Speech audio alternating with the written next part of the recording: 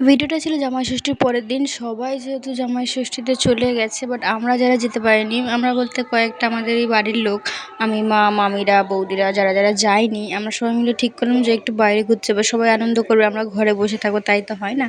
তাই বেরিয়ে পড়েছি রেডি হয়ে সবাই। আমাদের বেরোনোর কথা ছিল আরেকটু, বাট একটু লেট হয়ে গেছে, প্রায় 6:45 বেজে গেছে আমাদের বেরোতে বেরোতে।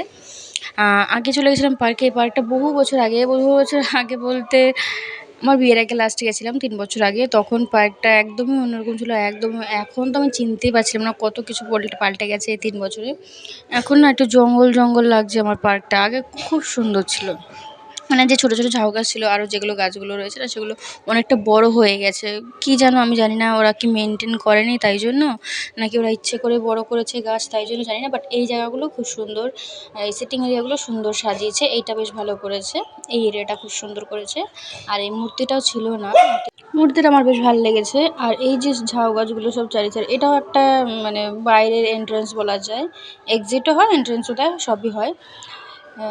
আর এই যে চারিপাশটা না একটু জঙ্গল জঙ্গল টাইপ লাগছে। আমার বাচ্চাদের দোলনাগুলো বেশ কিরম একটা মানে বাচ্চাদের দোলনা একটু বাচ্চারা না থাকলে কি যেরকম একটা লাগে, ফাঁকা ফাঁকা খালি খালি লাগে, সেরকম লাগছিল। আগে বেশ জমজমাট ছিল, এখন আমি লোকজন খুবই কম দেখতে পেরেছি।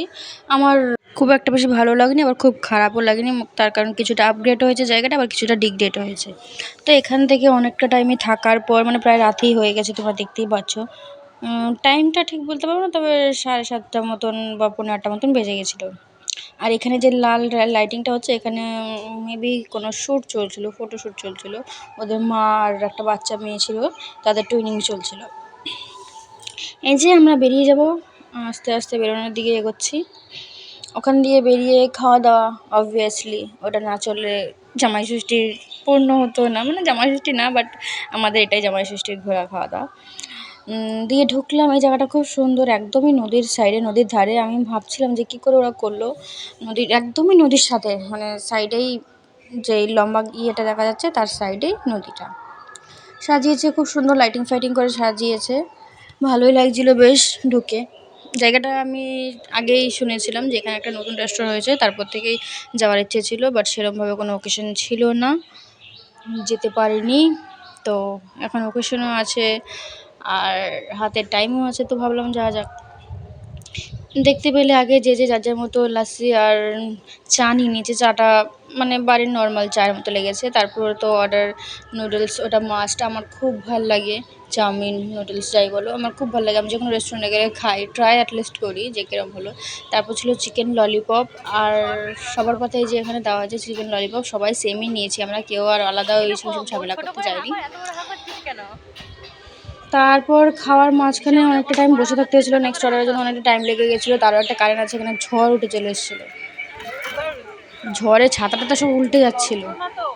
ঝড় উঠলো না, কি জানি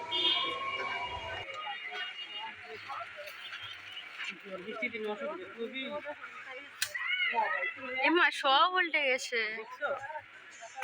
বেশিক্ষণ কিন্তু না, 2 মিনিট দিল হাওয়া, 2 মিনিটও না, 1 মিনিটের হাওয়া।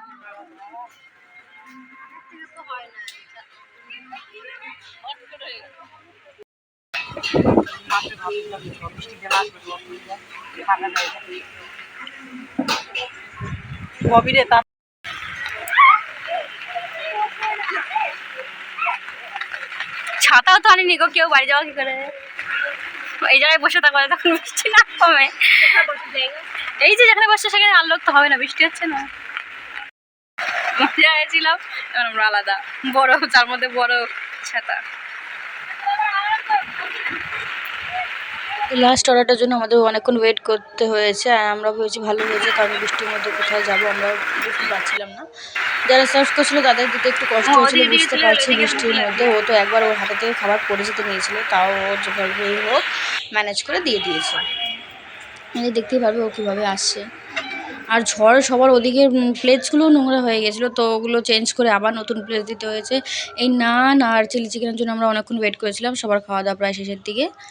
খাওয়া দাওয়া করে বাড়িতে যেতে যেতে আমাদের রাত 10টা বেজে গেছিলো। আজকের ভিডিওটা এখানেই শেষ করছি। তোমাদের যদি ভিডিওটা ভালো লাগে তাহলে অবশ্যই একটা লাইক, কমেন্ট, শেয়ার করে দেবে। আজকের জন্য টাটা।